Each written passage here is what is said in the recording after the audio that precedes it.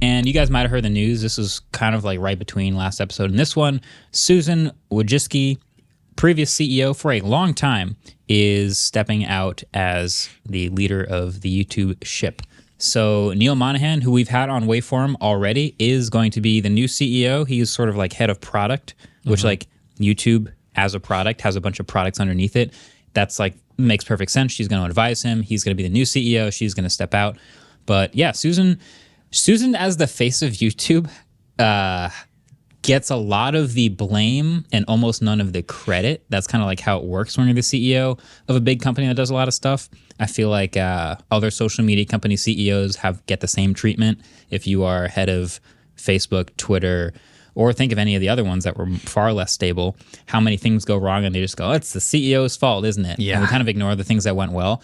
I kind of had my take on Twitter on the day of, which is like, all right, well, Susan got us here. You know, I'm sure being the CEO is kind of the hardest job where all the easier decisions get made by the people you are advising. And then if a decision is so difficult that it gets all the way to the top, then that's on you. And so she made a lot of those tough decisions, and we saw the results of them. She gets blamed for, you know, removing the dislike counter, for the adpocalypse, for all the various things YouTube has gone through over the years. But at the end of the day, my take was, if you look at YouTube versus the other social media sites, it's still kind of the gold standard as far as consistency, as far as monetization models, as far as if you're a creator where you think your work will be discovered. That's not always the maximum virality. That's going to be TikTok at the moment. That might have been Instagram Reels last year. But if you want to be discoverable in a long-term, meaningful way, it's been like 10 years of YouTube being really good at that. So, you know, shout out to Susan. See what Neil comes up with. But that's kind of where we're at with YouTube. Do you guys have takes on Susan leaving? I mean, I'm sad about it. I think I totally understand people blaming CEOs when things are going wrong. I just think the things that quote unquote went wrong at YouTube like weren't as big of a deal. I mean, like Adpocalypse was bad, but ultimately like that's for the survival of the platform. Like ads run that platform. They had to do content moderation based on ads. They were still letting people post. They were still letting people do their stuff. Oh, yeah. They just weren't giving them money because they couldn't run ads on their stuff anymore. Yeah. That needed to be done. And I know some people lost a ton of revenue on it, but like the advertisers aren't going to want to be on your site there anyways. They're still giving you free uploads to a website. I don't know. I just don't I don't think Adpocalypse was that bad. And I think the reason YouTube is still doing so well in terms of monetization for creators, and by so well, I mean just the best bar none, is because of hard decisions like that were made that will have flack, but in the long run were 100% the right decision. Yeah. I feel like the other hot take I had on Twitter, and I so stand by this, is that YouTube actually listens to creators. And I got a lot of people going, what are you talking? What? Try being not MKBHD. Like that YouTube does not listen to people. YouTube does their own thing and constantly burns creators left and right. And that's easy to say, but look at what YouTube does in trying to listen to as many creators as possible, however successful they are, and then look at every other social media site and whether they're even trying or even pretending to listen to creators. We don't have a TikTok content, I don't think. A TikTok rep at all? Contact? I don't know. I don't think so. Do you know how you got verified? I definitely don't. I wish we did. I don't think we do, right? You know, it's 1.5 million followers over there. It's whatever. It's a tiny account. Instagram. Come on, dude. So many people got Like, sad about that. do people have TikTok content like reps at all? I'm sure there's a few. Probably. Yeah. But that's about where it probably ends. Yeah. As far as getting communication on rules that are changing, on getting like feature updates and beta testing things before they come out, like that does not happen on TikTok. That hasn't happened very much on Instagram. There's like a brand new feature, and that we'll talk about in a second as far as Instagram. But like Twitter, what are you gonna even say about like being stable on Twitter? Yeah. Like that's pretty tough. I used to have a Twitter contact. I was gonna don't work say there anymore. Yeah. It's tough, right? So YouTube, not only do they have these like creator plaques as like incentives and rewards, like, oh, you've hit the subscriber number. We understand that's meaningful to you. We want to show you how much we value you as a creator. It's a small thing. It's a little plaque. They can ship 1 million of them a year, but they don't have to do it. They still do it, right? They have a creator summit every year that they didn't have it in the pandemic, but essentially a gathering in certain regions of like the top creators to actually talk to people, and not just talk to them as like a show and then leave, but to listen to them, to explain new features coming up. And I just remember in the middle of like the year of the adpocalypse, going to the Creator Summit and knowing that that's all we're going to talk about, and observing like the leadership at YouTube, including Susan, being squarely in the middle, where it's like, in order for this to work as a website and a platform, you need to appease the advertisers who spend the money.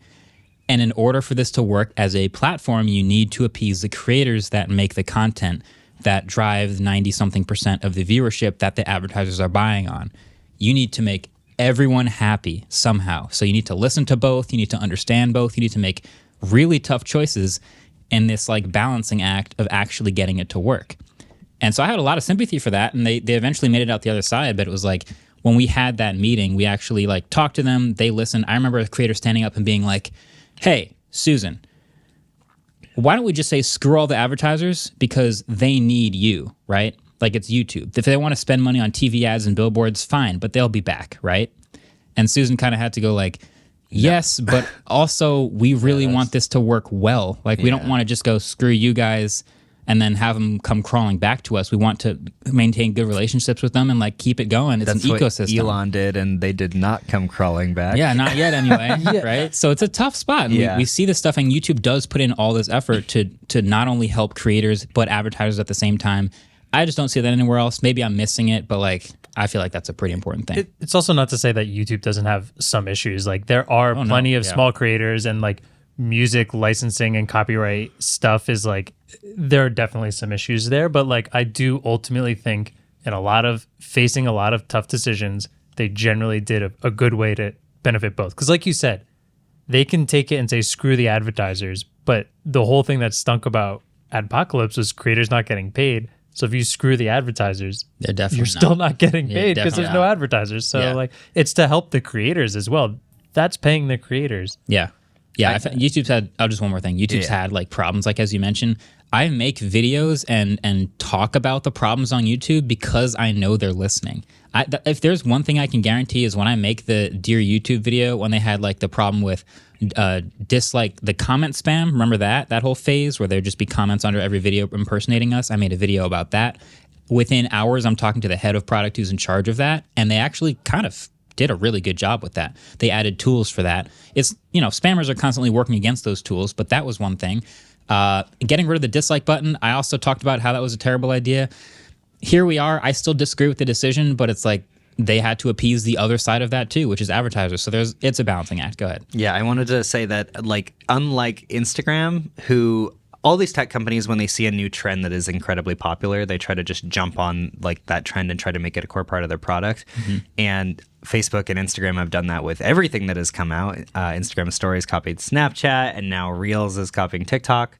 But where Instagram pivoted their entire platform to being about Instagram Reels. Yeah, Reels. Reels, right? Not Facebook. YouTube Shorts. They're integrating it and they're encouraging people to use it, but they're not destroying the core product while integrating it. Yeah, like they're trying to make it like a cohesive addition that is useful, that will get you like more visibility and all these things, and eventually will become monetizable and all this stuff. But the core reason that people still use YouTube is YouTube, and they're not going to like throw away long form videos just to do short form. Yeah. These are all like balanced long-term health of the platform decisions that have to be made by and the new CEO, by the way, Neil's going to get all the same blames for all the things that go wrong and all the decisions that happen. So like, welcome, Neil. Want to come back and talk about it? Hey, thanks for watching this clip. Just wanted to say, if you haven't already, definitely make sure you subscribe. I know we've talked a lot about subscriptions, $12 a month to be verified on Instagram, $9 a month to be verified on Twitter.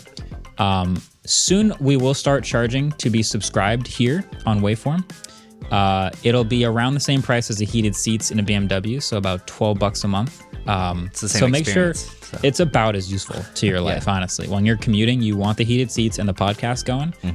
So before that price goes up, make sure you could subscribe. I think it's free right now. If you get grandfathered in if you do it now. Yeah. Oh, that's huge. I did hear that. Yeah. The like button also, free 99. The like button is free as well? Yeah. Wait, free 99? Free 99. Yeah. Oh, wow. New YouTube CEO, that might change soon, so let's just get it out now while it's free. Get subscribed, hit the like button while you can. Don't give Neil any ideas.